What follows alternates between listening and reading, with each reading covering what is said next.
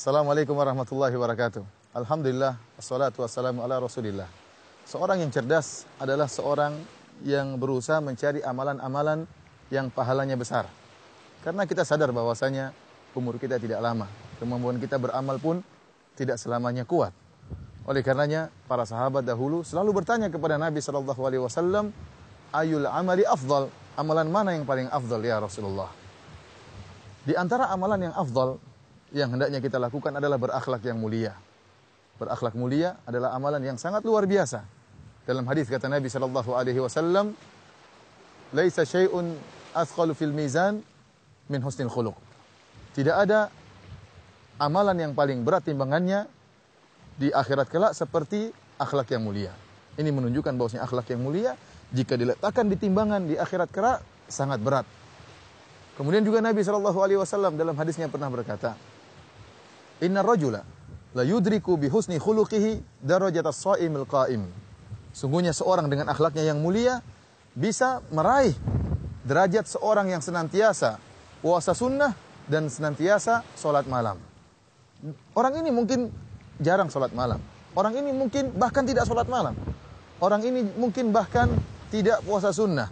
Akan tetapi karena akhlaknya yang mulia, maka dia bisa mencapai derajat orang-orang yang senantiasa sholat malam dan senantiasa puasa sunnah. Karenanya para mirsa yang dirahmati oleh Allah Subhanahu wa taala, kita berusaha menghiasi diri kita dengan akhlak yang mulia. Dalam hadis kata Nabi sallallahu alaihi wasallam, "Ana za'imun bi baitin fi a'lal jannah liman hassana khuluquhu." Aku menjamin istana di atas surga bagi orang yang memperindah akhlaknya. Akhlak bisa diperindah. Rasulullah SAW mengatakan liman hassana khuluquhu.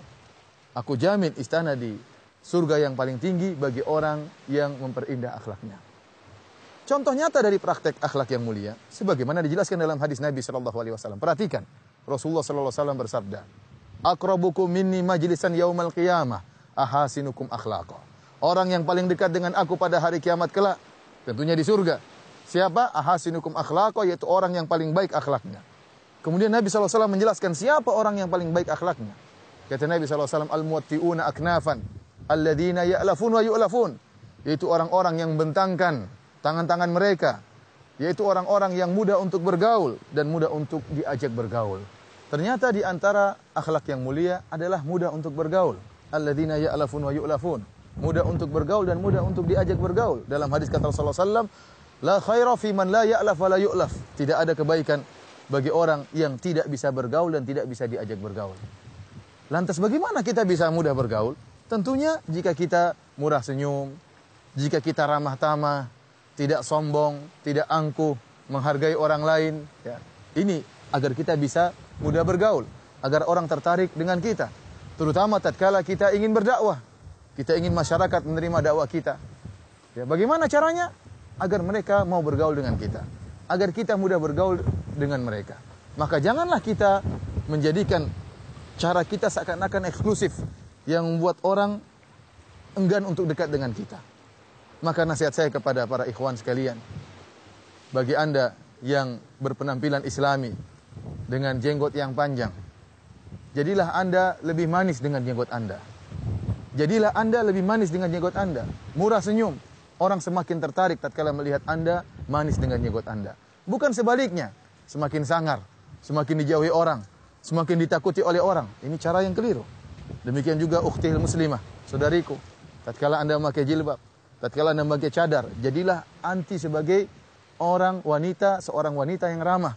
Jika melewati orang lain maka tegur. Jika melewati ibu-ibu yang tidak berjilbab, maka salami.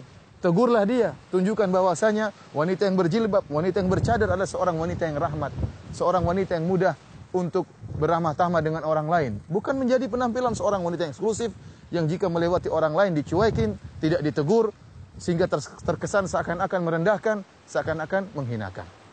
Dan saya ingatkan hati-hati, jangan sampai seorang menjadi sebaliknya. Sebaliknya itu orang yang paling hina di hadapan Allah pada hari kiamat kelak. Siapakah orang tersebut? Orang tersebut adalah orang yang dijauhi oleh masyarakat.